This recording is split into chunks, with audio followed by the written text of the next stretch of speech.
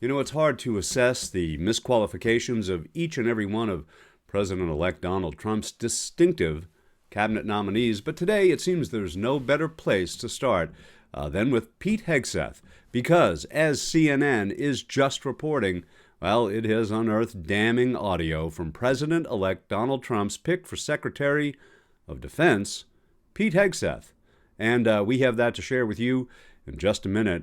As you'll hear on that tape, Hegseth justified the January 6, 2021 U.S. Capitol attack and spread baseless conspiracy theories, claiming the initial break-in was a false flag operation carried out by leftist groups disguised as Trump supporters. See if you recognize any of them. The images that we all saw today in front of our eyes were unbelievable. It's not something anybody ever expected to see in the United States. Anarchists breaking the glass of the United States Capitol, breaking in, then entering. It is the first time that the U.S. Capitol has been breached since the British attacked and burned the building in August of 14 during the War of 1812.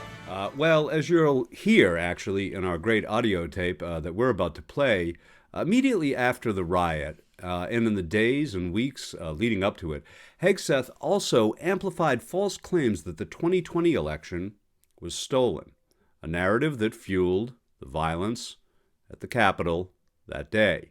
And then this image. Trump supporter breaking into House Speaker Nancy Pelosi's office, feet in her desk, kicking back, leaving that note, "We will not back down." Now, this violence was sparked by the President of the United States, Donald J. Trump, who rallied that crowd earlier today. We're going to walk down to the Capitol, and we're going to cheer on our brave senators and congressmen and women. And we're probably not going to be cheering so much for some of them,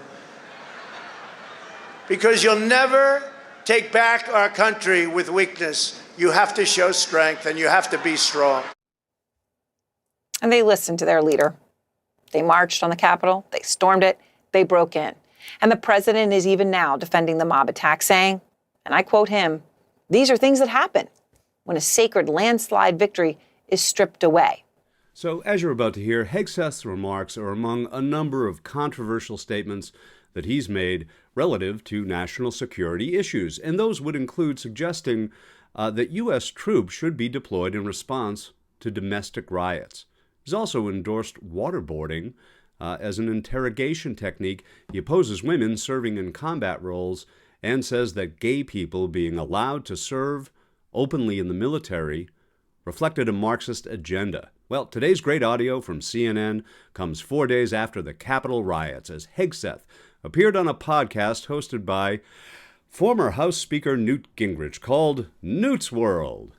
Hegseth, who was then a Fox News host and prominent conservative media figure, downplayed the violence, defended the rioters' motivation, and criticized the media for rejecting baseless claims of a stolen election. Let's all lend an ear. Watching it was, what did people think was going to happen?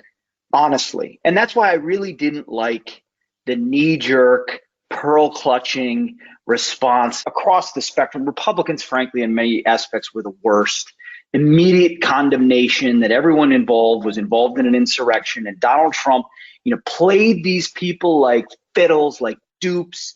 And as a result, they've been lied to and told that the whole election would be overturned. And they thought a fantasy world was going to open up on January 20th. I talked to the people on the mall. I've talked to them a lot. Listen, they believe the election was stolen. They wish there were more recourses. They've watched what happens. They've seen stories be suppressed before Hunter Biden, during and after, unwilling to air anything. I mean, the amazing extent to which the media has now taken to taking the official line of secretaries of states or governors and saying, well, this has been fact-checked and debunked because the government officials are telling us that it's not true.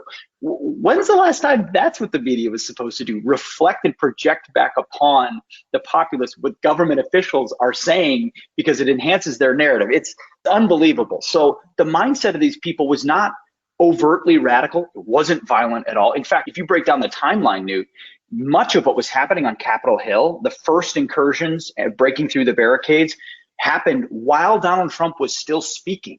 And I've talked to people that were there, a lot of people who showed up and were on the grounds and up on the steps. They didn't even know what had happened beforehand. They were just thinking, hey, this is the end of the march and here we are, and it's a celebratory environment. And there are reports, in the New York Post and elsewhere, and just from, common sense, that Antifa folks took advantage of this to try to get to the front and try to agitate and create openings for themselves. They want chaos, ultimately. I could even spot it. You can see the helmets where there's a Donald Trump bumper sticker on the back, quickly put on it so they could look like they wanted to stop the steal, but what they really wanted to do was further the narrative. So Hegseth was citing now debunked articles. He didn't comment for this CNN story. His statements echo widely debunked conspiracy theories propagated by some in conservative circles just after the Capitol attack. As we know, investigations by the FBI have found no evidence that Antifa played any role in that riot. Nevertheless, Trump has maintained his staunch support for Hegseth, who joined Trump and Vice President J.D. Vance at the Army-Navy football game last weekend. So buckle up, folks, because it would seem Coach Gingrich is about to cash out on his contract on America.